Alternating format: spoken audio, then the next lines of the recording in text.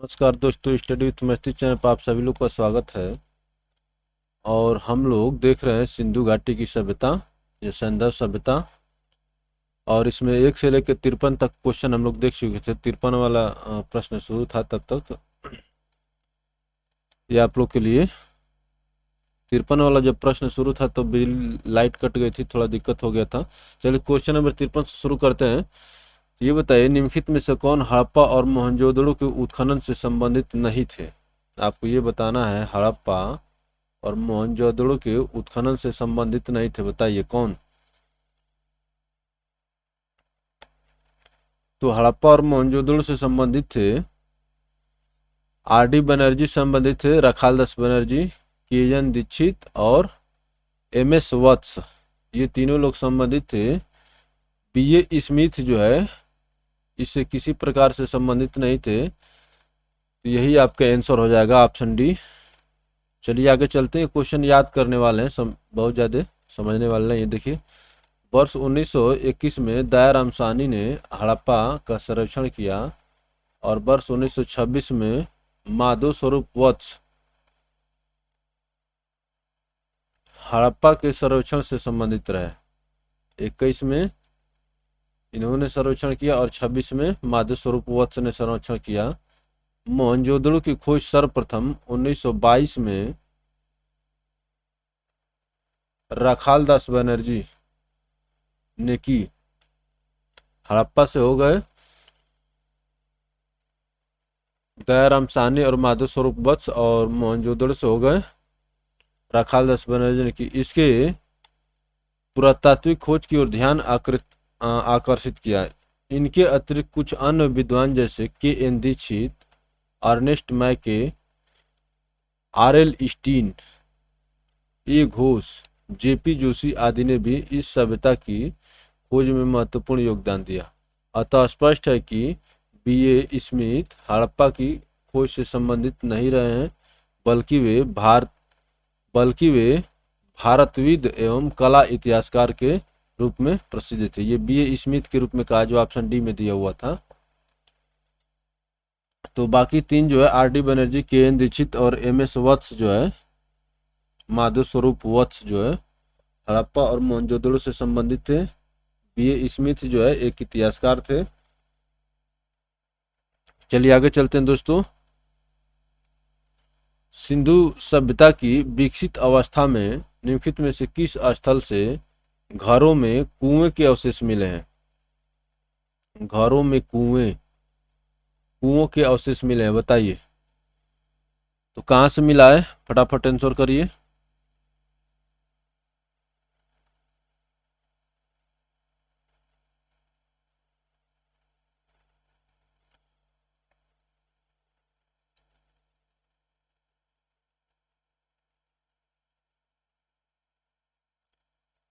तो इसका जो दोस्तों आंसर जो है स्टार करके दे रहा, और स्टार करके देने के पीछे चलिए देखते हैं क्या लॉजिक है इसका। जय नारायण पांडे की पुस्तक पुरातत्व विमर्श, जय नारायण पांडे की पुस्तक पुरातत्व विमर्श के पृष्ठ संख्या 386 के अनुसार सिंधु सभ्यता के अधिकांश नगरों के लगभग प्रत्येक घर में निजी कुएं एवं स्नानागार होते थे।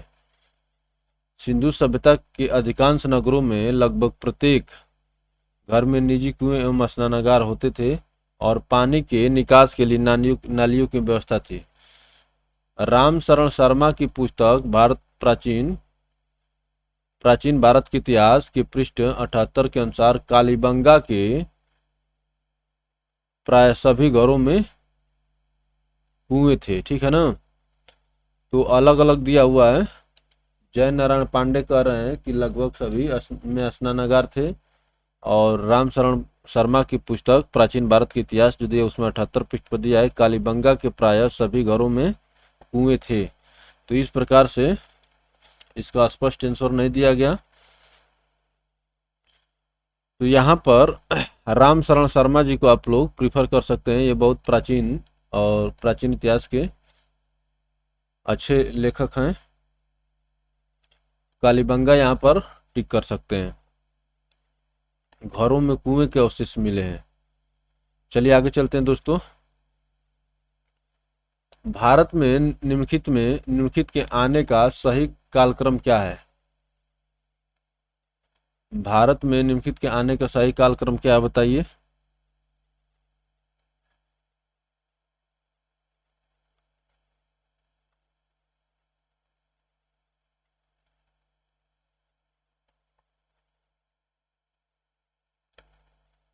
तो सबसे पहले जो है नगर संस्कृति, ये पहले नंबर पर आ जा रहा है। और दूसरे नंबर पर क्या हो जाएगा? लोहे का हल।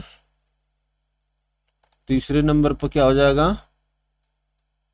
आहत मुद्रा, चांदी के सिक्के, तीसरा।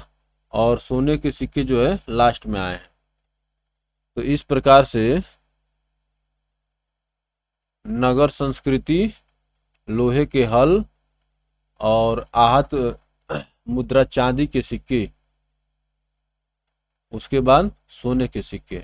ऑप्शन डी आपका यहाँ पर करेक्ट हो जाएगा और एक्सप्लेनेशन में सब कुछ क्लियर हो जाएगा। चलिए आइए चलते हैं। ऐसा नहीं कि हमको सब कुछ प्रिपेयर है, तो जो नहीं प्रिपेयर उसको सीख लीजिए, हम भी सीखें। भारत में सबसे प्राचीन सभ्यता हड़प्पा सभ्यता अपनी नगर योजना के लिए विख्यात है, इसीलिए नगर संस्कृति पहले सबसे आया। हड़प्पा सभ्यता की नगर योजना की आधार सामग्री मोहनजोदड़ो, हड़प्पा, चन्हूदड़ो, कालीबंगा, लोथल, सुरकोटदा तथा बनवाली से प्राप्त होती है। सिंधु घाटी की सभ्यता कांस्य कालीन थी, कालीन है, कांस्य कालीन है। लोहे का ज्ञान कांसे के बाद वैदिक काल में लगभग 1000 ईसा पूर्व में हुआ। तो आप जानते हैं कि लोहे का ज्ञान जो है सिंधु घाटी सभ्यता में लोगों को नहीं था। वही कह रहा है कि लोहे का ज्ञान कांसे के बाद वैदिक काल में लगभग 1000 ईसा पूर्व में हुआ।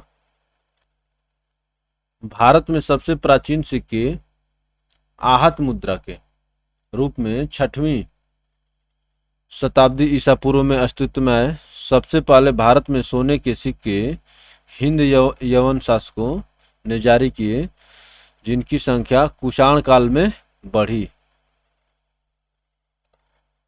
ये इसका व्याख्या रहा दोस्तों। तो नगर योजना, कांस्य युगीन लोहा, आहत मुद्रा और सोने के सिक्के। तो यहाँ पर आहत मुद्रा जो थी वो चांदी की थी। चलिए आगे चलते हैं दोस्तों। सर्वप्रथम मानव ने निम्न धातु का उपयोग किया। किस धातु का मानव जो है सर्वप्रथम उपयोग किया है, बताइए।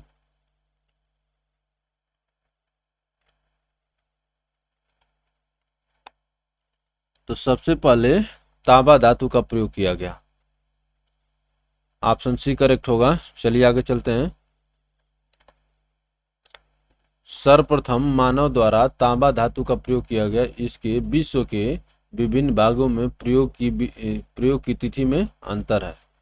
प्रयोग की तिथि में अंतर है। चलिए आगे चलते हैं दोस्तों। हाथी दांत का पैमाना हड़प्पा संदर्भ में मिलता है कहाँ से, बताइए। महत्वपूर्ण प्रश्न है।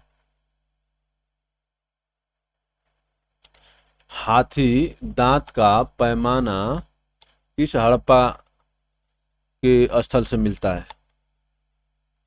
यह सिंधु सभ्यता के स्थल से मिलता है। हाथी दांत का पैमाना जो है लोथल से मिलता है। ऑप्शन बी करेक्ट हो जाएगा। चलिए आगे चलते हैं दोस्तों। हड़प्पा सभ्यता भारत की प्राचीनतम सभ्यता थी।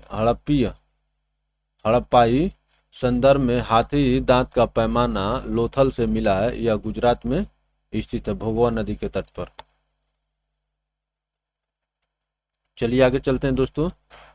हड़प्पा कालीन स्थलों में अभी तक किस धातु की प्राप्ति नहीं हुई है, बताइए। तो हम लोग जान चुके हैं कि हड़प्पा काल में या सिंधु सभ्यता में लोहा नहीं मिला है। ऑप्शन डी करेक्ट हो जाएगा। उसके बाद सोना, चांदी, तांबा ये सब मिला हुआ है।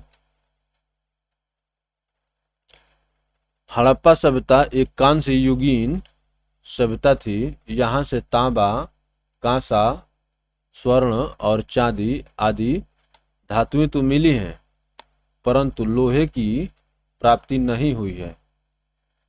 वस्तुतः हड़प्पा कालीन लोग लोहे से परिचित नहीं थे। भारत में लौह युग का प्रारंभ उत्तर वैदिक काल लगभग 1000 ईसा पूर्व से माना जाता है। चलिए आगे चलते हैं दोस्तों। कौन सा स्थल घग्गर और उसकी सहायक नदियों की घाटी में स्थित है? बताइए। घग्गर और उसकी सहायक नदियों की घाटी में स्थित है। ये है बनवाली। बनवाली जो है हरियाणा में है। ऑप्शन डी करेक्ट हो जाएगा। चलिए आगे चलते हैं। हरियाणा में स्थित बनवाली नामक हड़प्पाई स्थल घग्गर एवं उसकी सहायक नदियों की घाटी में स्थित है। चलिए और आगे चलते हैं दोस्तों। निम्नलिखित कथनों पर विचार कीजिए, कूट से सही उत्तर का चयन करिए। क्या क्या लोग सही था सिंधु घाटी सभ्यता के संदर्भ में, ये आपसे पूछेगा। तो इसमें जो है देखिए, मोहनजोदड़ो हड़प्पा रूपण एवं कालीबंगा सिंधु घाटी सभ्यता के प्रमुख स्थल हैं। ये बात सही है। मोहनजोदड़ो हड़प्पा रोपण और कालीबंगा सिंधु घाटी सभ्यता के प्रमुख स्थल हैं। और हड़प्पा के लोगों ने सड़कों एवं नालियों के जाल के साथ नियोजित शहरों का विकास किया। ये भी सही है। हड़प्पा के लोग धातुओं के उपयोग का पता नहीं था, ये गलत है। लोहा को छोड़ दें तो और सब धातुएं तो उसमें थी ही ना। तो पहला और दूसरा सही हो जाएगा, और पहला दूसरा से इस प्रकार से क्या हो जाएगा, ऑप्शन ए करेक्ट हो जाएगा। चलिए आगे चलते हैं। हड़प्पा मोहनजोदड़ो रोपण लोथल एवं कालीबंगा सिंधु घाटी सभ्यता के प्रमुख स्थल हैं। सैंधव सभ्यता में सड़कें एक दूसरे को समकोण पर काटती ऑक्सफोर्ड प्रणाली थी, ठीक ना, काटती थी ऐसे। ये भी जो नए नए फैक्ट आते रहे उनको देखते रहिए। सैंधव सभ्यता में सड़कें एक दूसरे को समकोण पर काटती थी, ऑक्सफोर्ड प्रणाली इसको कहते हैं। सड़कों के दोनों किनारों पर पक्की नालियां बनाई जाती थी, जिन्हें बड़ी ईंटों अथवा पत्थर के टुकड़ों से ढका जाता था। इस समय सोने तथा चांदी के आभूषण बनाए जाते थे। तांबे के साथ तीन मिलाकर कांसा तैयार किया जाता था। कांस्य युगीन। तांबे के साथ तीन मिलाकर कांसा तैयार किया जाता था। तो ये सब बस लोहा नहीं था सिंधु घाटी सभ्यता में। चलिए क्वेश्चन नंबर 61 पर चलते हैं दोस्तों, फटाफट आंसर करिए। क्या कह रहा है क्वेश्चन नंबर 61 में?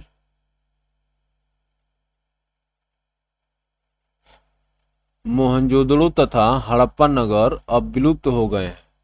ये बात सही है, अब विलुप्त हो गए हैं। वह खुदाई के दौरान प्रकट हुए थे। ये भी बात सही है।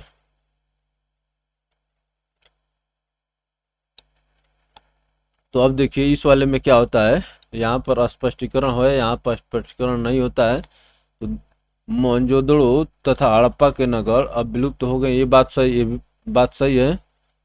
वह खुदाई के दौरान प्रकट हुए थे, ये भी बात सही है। लेकिन खुदाई के दौरान प्रकट हुए थे और विलुप्त हो गए, इसमें जो है स्पष्टीकरण सही नहीं हो पा रहा है, ठीक है ना। खुदाई के दौरान प्राप्त हुए थे इसलिए विलुप्त हो गए। तो ऑप्शन बी आपका यहाँ पर आंसर हो जाएगा। ए और आर दोनों सही है, किंतु आर सही स्पष्टीकरण नहीं है ए का। मोहनजोदड़ो वर्तमान पाकिस्तान के सिंध प्रांत के लारकाना जिले में सिंधु नदी के दाएं तट पर,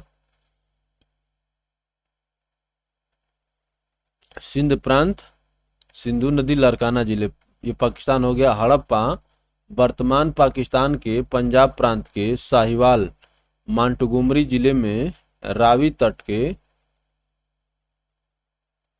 रावी नदी के बाएं तट पर ये दाएं तट पर है मोहनजोदड़ो, और हड़प्पा जो है बाएं तट पर है। नगर सैंधव सभ्यता के दो प्रमुख नगर थे जिनकी खोज उत्खननों के दौरान क्रमशः राखालदास बनर्जी और दयाराम साहनी ने की थी। वर्तमान में ये नगर मृत प्राय विलुप्त स्थिति में है। इस प्रकार कथन और कारण दोनों सही हैं, लेकिन अस्पष्ट व्याख्या नहीं है। ठीक है ना। चलिए आगे चलते हैं, इसके बारे में बहुत हम लोग देख चुके हैं।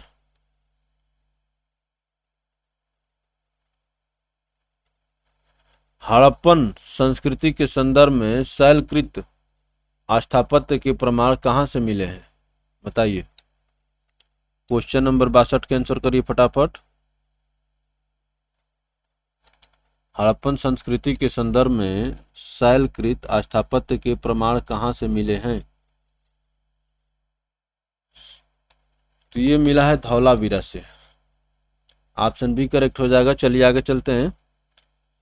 धौलावीरा हड़प्पा सभ्यता की भारत में स्थित दूसरी सबसे बड़ी, प्रथम कौन सी है? राखीगढ़। ये पूछा हुआ था प्रश्न और पूछता है। ठीक है ना।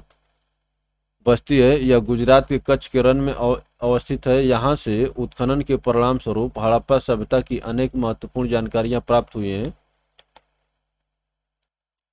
इन खोजों में शैलकृत जलकुंड, रॉक कट रिजर्वायर महत्वपूर्ण है। रॉक कट रिजर्वायर शैलकृत जलकुंड जो है आपको धौलावीरा से मिला हुआ है। चलिए आगे चलते हैं दोस्तों। धौलावीरा जिस राज्य में स्थित है वह है, बताइए। धौलावीरा किस राज्य में स्थित है? तो आप जानते हैं सभी कि धौलावीरा जो गुजरात में स्थित है। ऑप्शन ए करेक्ट होगा। हड़प्पा नगर 3 भागों में विभक्त है। कौन सा हड़प्पीय नगर या हड़प्पन नगर 3 भागों में विभक्त है, बताइए।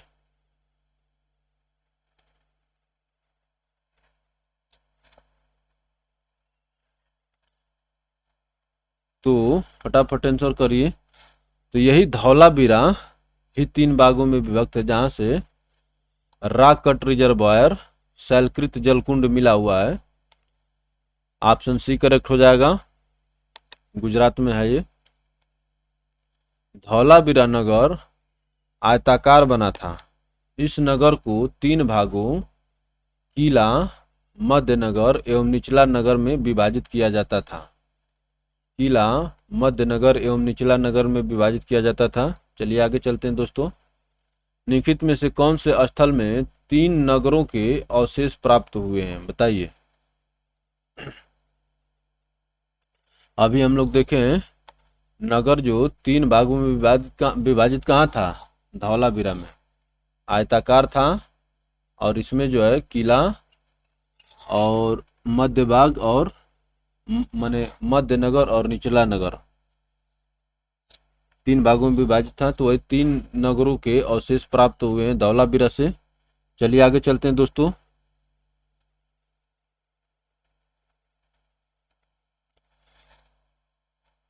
एक उन्नत जल प्रबंधन व्यवस्था का साक्ष्य प्राप्त हुआ है। उन्नत जल प्रबंधन व्यवस्था का साक्ष्य प्राप्त हुआ है, बताइए कहाँ से। ये भी धौलावीरा से। ऑप्शन बी करेक्ट हो जाएगा। चलिए और आगे चलते हैं दोस्तों। धौलावीरा के निवासी एक उन्नत जल प्रबंधन व्यवस्था से परिचित थे। ये लोग बांध बनाकर जलाशयों में जल संग्रहित करते थे। बांध बनाकर जलाशयों में जल संग्रहित करते थे। इस तरह का प्राचीनतम साक्ष्य है। जो इस तरह का प्राचीनतम साक्ष्य है, तो जल प्रबंधन व्यवस्था जो है धौलावीरा में हो गया, और ये बांध बनाकर जलाशयों में जल संग्रहित करते थे।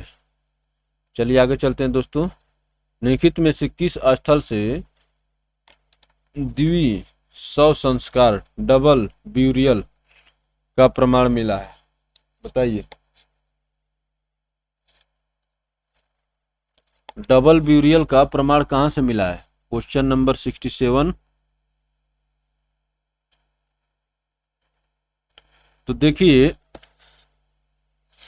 इसको स्टार करके आंसर दिया जा रहा है। डबल ब्यूरियल नहीं, 3 ब्यूरियल का प्रमाण मिलता है। हम लोग देखते हैं, लोथल से सर्वाधिक 3 युगल समाधिकरण के साक्ष्य प्राप्त हुए हैं। कालीबंगा से भी एक युगल समाधिकरण का प्रमाण मिला है। लोथल से 3, कालीबंगा से भी एक युगल समाधिकरण का प्रमाण मिला है। राखीगढ़ी से भी युगल समाधिकरण का समाधि प्राप्त हुई है। यदि संख्या को आधार माना जाए तो उत्तर सी होगा, किंतु यदि प्रमाण को आधार माना जाए तो सी और डी दोनों सही होगा। तो इस प्रकार से कह रहा है कि राखीगढ़ी और कालीबंगा से जो है युगल समाधि और लोथल से 3,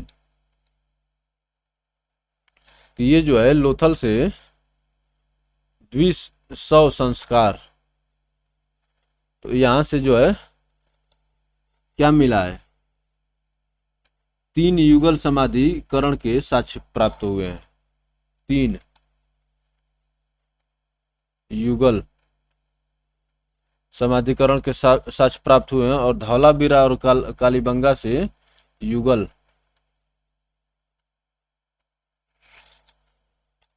चलिए इसके व्याख्या से सब आप लोग देख लेंगे। ये डिस्प्यूटेड प्रश्न है।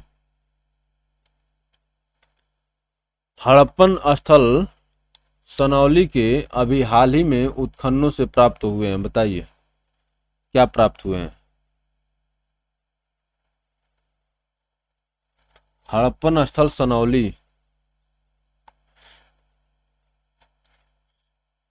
के अभी हाल में उत्खनन से प्राप्त हुए हैं, तो मानव समाधान प्राप्त हुए हैं। ऑप्शन ए करेक्ट हो जाएगा। चलिए आगे चलते हैं दोस्तों। उत्तर प्रदेश के बागपत जिले में बड़ौत, ये बड़ौत या बड़ौत तहसील के सनौली नामक हड़प्पन पुरास्थल से क्रमबद्ध रूप से 125 मानव समाधान प्राप्त हुए हैं, जिनकी दिशा उत्तर से दक्षिण है। जिनकी दिशा जो है उत्तर से दक्षिण है। इन समाधानों के साथ दैनिक उपयोग की वस्तुएं भी मिली हैं, जिनमें गहने प्रमुख हैं। इनके साथ ही इनमें कुछ जानवरों की हड्डियां भी प्राप्त हुई हैं। तो बागपत जिले में सनौली है, यहाँ से समाधान प्राप्त हुए हैं और यहाँ से उसमें शवों को दफनाने के साथ साथ गहने और कुछ जानवरों की हड्डियां भी मिली हैं। चलिए आगे चलते हैं दोस्तों। वस्त्रों के लिए कपास की खेती का आरंभ सबसे पहले किया गया कहाँ पर, बताइए।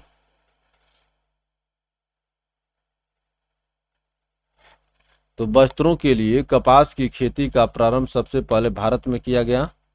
ऑप्शन डी करेक्ट हो जाएगा। चलिए आगे चलते हैं। वस्त्रों के लिए कपास के उत्पादन का उत्पादन सर्वप्रथम भारत में किया गया। वर्ष 1922 में राखाल दास बनर्जी के नेतृत्व में सिंधु नदी के किनारे स्थित मोहनजोदड़ो, लारकाना जिले में स्थित उत्खनन से कपास के सूत की प्राप्ति की गई है। कपास के सूत मोहनजोदड़ो से,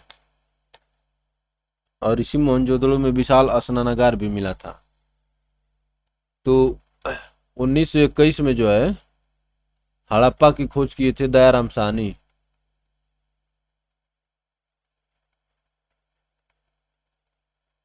दयाराम साहनी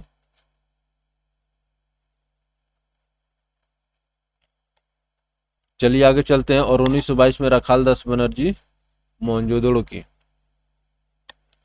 सिंधु घाटी सभ्यता के संदर्भ में निम्नलिखित कथनों पर विचार कीजिए। बताइए क्या कह रहा है। क्वेश्चन नंबर 70 के आंसर करिए फटाफट। इसमें से आपको सही बताना है। यह प्रमुखतः लौकिक सभ्यता थी तथा उसमें धार्मिक तत्व यद्यपि उपस्थित था, वर्चस्वशाली नहीं था। तो ये बात सही है, ठीक है ना। यह प्रमुखतः लौकिक सभ्यता थी, उसमें धार्मिक तत्व यद्यपि उपस्थित था, वर्चस्वशाली नहीं था। धर्म जो वर्चस्व में नहीं था, उस काल में भारत में कपास से वस्त्र बनाए जाते थे। अभी हम लोग देखे हैं, मिला है यहाँ से, मोहनजोदड़ो से कपास के रेशम मिले हैं। उस काल में भारत में कपास से वस्त्र बनाए जाते थे, ये भी सही है। तो इस प्रकार से दोनों सही है, तो दोनों सही है, तो उत्तर क्या हो जाएगा? ऑप्शन सी करेक्ट हो जाएगा। चलिए आगे चलते हैं दोस्तों। सिंधु घाटी सभ्यता के संदर्भ में समानतम माना जाता है कि यह प्रधानतया लौकिक सभ्यता थी। इसमें धार्मिक तत्व यद्यपि उपस्थित था, वर्चस्वशाली नहीं है। सिंधु सभ्यता में अनेक स्थलों से कपास के वस्त्र के साक्ष्य मिले हैं, जिससे स्पष्ट होता है कि वहां के लोग इसका निर्माण करते थे। कपास के वस्त्र के साक्ष्य मिले हैं। चलिए आगे चलते हैं दोस्तों। क्वेश्चन नंबर 71 का आंसर करिए फटाफट।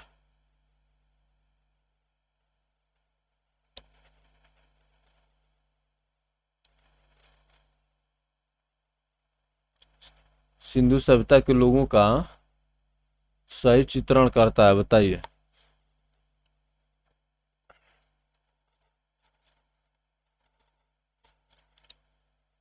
उनके विशाल महल और मंदिर होते थे, ऐसा प्रमाण नहीं मिला है। वे देवियों और देवताओं दोनों की पूजा करते थे, माने पुरुष और महिला दोनों की पूजा करते थे। अब भाई शिव की और मातृ शक्ति की पूजा करते थे, तो वही है कि देवियों और देवताओं दोनों की पूजा करते थे, ये बात सही है। वे युद्ध में घोड़ों द्वारा खींचे गए रथों का प्रयोग करते थे। रथ का प्रयोग भी सिंधु घाटी सभ्यता में नहीं मिलता है, तो इसमें जो है केवल 2 करेक्ट हो जाएगा, और इस प्रकार से ऑप्शन बी आपका क्या होगा? आंसर होगा। चलिए आगे चलते हैं दोस्तों। आज तक सिंधु घाटी सभ्यता के स्थलों की खुदाई में किसी मंदिर अथवा पूजा स्थल का साक्ष्य नहीं मिला है। अतः इस सभ्यता के धार्मिक जीवन का एकमात्र स्रोत यहाँ पाई गई मिट्टी और पत्थर की मूर्तियां एवं मोहरे हैं। इनसे यह ज्ञात होता है कि यहाँ मातृदेवी, पशुपति शिव तथा उनके लिंग की पूजा और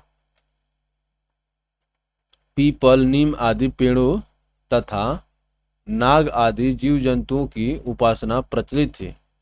पशुओं में हाथी, बाघ, भैंसा, गैंडा और घड़ियाल के चित्र मिले हैं, लेकिन घोड़े के चित्र का अभाव है। घोड़ा नहीं मिला है। हालांकि घोड़े की अस्थियां लोथल, सुरकोटडा और कालीबंगा इत्यादि स्थलों से प्राप्त हुई हैं। फाइनली जो घोड़ा को भी क्लियर कर दिया। हालांकि घोड़े की अस्थियां लोथल, सुरकोटडा और कालीबंगा इत्यादि स्थलों से प्राप्त हुई हैं, फिर भी घोड़े का उपयोग युद्ध के रथों को खींचने में किया जाता है, ऐसे साक्ष्य का अभाव है। तो घोड़े की हड्डियां तो मिली हैं, लेकिन ऐसा प्रमाण नहीं है कि घोड़े रथ खींचते थे, ठीक ना। घोड़े का उपयोग युद्ध के रथ को खींचने में किया जाता है, ऐसे साक्ष्य का अभाव है। 13 तो रथ का प्रयोग नहीं था, और गाय का जो है पालन नहीं करते थे सिंधु घाटी सभ्यता के लोग। गाय जो वैदिक काल में आती है। निम्न स्थानों पर किस एक स्थान पर सिंधु घाटी सभ्यता से संबद्ध विख्यात वृषभ मुद्रा प्राप्त हुई थी? बताइए। वृषभ मुद्रा,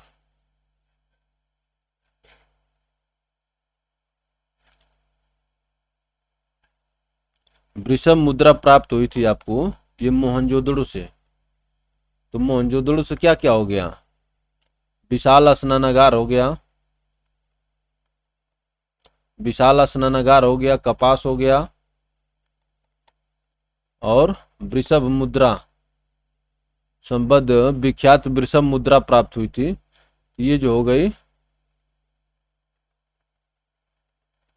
वृषभ मुद्रा, ये तीनों मोहनजोदड़ो से मिले हुए हैं। ऑप्शन डी करेक्ट होगा। चलिए आगे चलते हैं दोस्तों। मोहनजोदड़ो से प्राप्त कुबड़ वाले बैल की आकृति युक्त मुहर की कलात्मकता की मार्शल ने भूरी भूरी प्रशंसा की है। मोहनजोदड़ो से प्राप्त कुबड़ वाले बैल की आकृति युक्त मुहर की कलात्मकता की मार्शल ने भूरी भूरी प्रशंसा की है। इसमें बैल के अंगों में उभरा उभार इसमें बैल के अंगों में उभार और शरीर के अनुपात में जो विशिष्टता दिखाई गई वह अपूर्व है।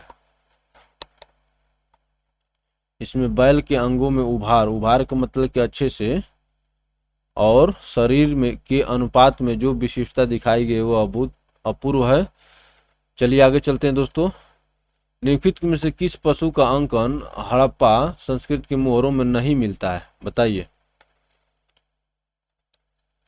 किस पशु का अंकन वहां के मोहरों में नहीं मिलता है? ये हो गया घोड़ा। घोड़ा का जो है अंकन वहां के मोहरों माने जो मुद्राएं मिली हैं उस पर नहीं मिलता है। चलिए आगे चलते हैं। सिंधु घाटी सभ्यता के कुछ स्थलों से घोड़े की अस्थि अवशेष प्राप्त हुए हैं। ठीक है ना, घोड़े की अस्थि तो प्राप्त हुए हैं, लेकिन जो सिक्के होते थे, मुद्राएं होती थी, उस पर घोड़ा नहीं मिला है। और ये भी नहीं मिला है कि घोड़े से रथ खींचा जाता था। ठीक है ना, इन दोनों को देखेंगे, लेकिन उनका अंकन हड़प्पा की मोहरों पर नहीं मिलता है। घोड़ों की अस्थियां तो मिली हैं, इसका मतलब घोड़े थे, लेकिन घोड़े से रथ वाला खींचने का प्रचलन वहां पर उसका प्रमाण नहीं मिलता है। और घोड़े का चित्र जो है मुद्राओं पर भी नहीं मिलता है। चलिए आगे चलते हैं दोस्तों। किस पशु के अवशेष सिंधु घाटी सभ्यता में प्राप्त नहीं हुए हैं? बताइए, किस पशु के अवशेष सिंधु घाटी सभ्यता में प्राप्त नहीं हुए हैं? तो ये जो है शेर के अवशेष अभी प्राप्त नहीं हुए वहां से। ऑप्शन ए करेक्ट हो जाएगा। चलिए आगे चलते हैं। दिए गए विकल्पों में गाय हाथी के अवशेष तो सिंधु घाटी सभ्यता से प्राप्त हुए हैं। घोड़े के अवशेष सिंधु घाटी की सभ्यता से प्राप्त होने के संबंध में विद्वानों में मतभेद है, किंतु आधुनिक उत्खनन निष्कर्षों के आधार पर अनेक प्रख्यात विद्वानों ने घोड़े के अवशेषों के सिंधु घाटी सभ्यता से प्राप्त होने के अभिमत की पुष्टि की है। दूसरी ओर सिंधु घाटी की सभ्यता के उत्खनन से बाघ एवं चीता के अवशेषों की प्राप्ति का उल्लेख तो है, किंतु शेर का उल्लेख नहीं प्राप्त होता है। ठीक है ना, शेर का उल्लेख नहीं प्राप्त होता है। इस प्रकार से ऑप्शन ए करेक्ट हो जाएगा। चलिए आगे चलते हैं दोस्तों। मृण पट्टिका पर उत्कीर्ण सिंह युक्त देवता की कृति प्राप्त हुई है। सिंह युक्त देवता कहाँ से मिले हैं? बताइए। मृण पट्टिका का मतलब मट्टी की बनी हुई जो पट्टिकाएं होती हैं उसके बारे में कह रहा है। तो सिंह युक्त देवता के कृति प्राप्त हुई है कालीबंगा से। ऑप्शन बी करेक्ट हो जाएगा। चलिए आगे चलते हैं। कालीबंगा के मृण पट्टिका पर एक ओर दोहरे सींग वाले देवता का अंकन है। एक ओर दोहरे सींग वाले देवता का अंकन है। इसके अतिरिक्त मोहनजोदड़ो और नौसारों से भी सींग युक्त देवता का चित्र प्राप्त होता है। मोहनजोदड़ो और नौसारों से भी, तो कालीबंगा, मोहनजोदड़ो और नौसारो, तो इसीलिए ऑप्शन में केवल कालीबंगा दिया हुआ है। देखिए, और मोहनजोदड़ो दे देता तो फिर अभी यहाँ पर भी स्टार आपको मार्क करना पड़ता। चलिए आगे चलते हैं दोस्तों। निम्नलिखित में से कौन सी सभ्यता नील नदी के तट पर पनपी? बताइए, नील नदी के तट पर कौन सी सभ्यता थी? तो मिस्र की सभ्यता जो है नील नदी के तट पर जन्म ली थी, वहां पर फली फूली उसका विकास हुआ। चलिए आगे चलते हैं। इसीलिए नील नदी को आज वर्तमान में भी मिस्र की जीवन रेखा कहते हैं। मिस्र की सभ्यता का विकास नील नदी की द्रोणी में हुआ। नील नदी विश्व की इस प्राचीन सभ्यता का आधार थी। मिस्र को नील नदी का उपहार कहा जाता है, क्योंकि इस नदी के अभाव में यह भूभाग रेगिस्तान होता। मिस्र अफ्रीकी महाद्वीप में स्थित है। इसकी समकालीन सभ्यता सिंधु घाटी सभ्यता भारत, मेसोपोटामिया की सभ्यता इराक। तो ये मिस्र की सभ्यता, सिंधु घाटी की सभ्यता और मेसोपोटामिया की सभ्यता, ये सब जो है समकालीन सभ्यताएं हैं। चलिए आगे चलते हैं दोस्तों। निम्नलिखित सभ्यताओं का उत्तर से दक्षिण का सही क्रम कौन सा है? उत्तर से दक्षिण, जिस तरह से आपके यहाँ राज्य हैं उसी प्रकार से ये सभ्यताएं हैं और इनका उत्तर से दक्षिण क्रम सजाना है, पूछा हुआ है। तो आप देख लीजिए, उत्तर से दक्षिण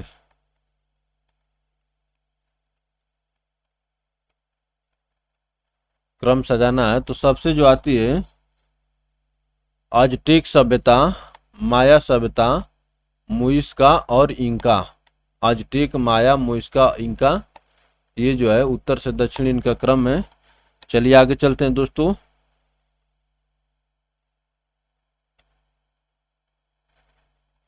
अजटेक सभ्यता का विस्तार मेसो अमेरिका के उत्तरी भाग में था।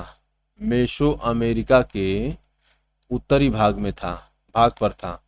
मेसो अमेरिका के अंतर्गत मध्य मैक्सिको से लेकर Belize, Guatemala, El Salvador, Honduras, Nicaragua और उत्तरी कोस्टारिका तक का क्षेत्र शामिल है। ठीक है ना। अजटेक सभ्यता उसी में थी, मैंने इसको मध्य अमेरिकी देश कहिए, जो उत्तरी अमेरिका और दक्षिणी अमेरिका के बीच के देश हैं उसको मेसो अमेरिका कहते हैं। वहीं पर अजटेक सभ्यता का विकास हुआ था। इस प्रकार अजटेक सभ्यता का विस्तार, मध्य मैक्सिको में माया सभ्यता का विस्तार, मेसो अमेरिका के दक्षिण भाग अर्थात दक्षिण मैक्सिको से लेकर दक्षिणी ग्वाटेमाला। तो ये कह रहा है कि माया सभ्यता का विस्तार मेसो अमेरिका के दक्षिणी भाग अर्थात दक्षिणी मैक्सिको से लेकर दक्षिणी ग्वाटेमाला, बेलीज, अल सल्वाडोर, होंडुरस तक था।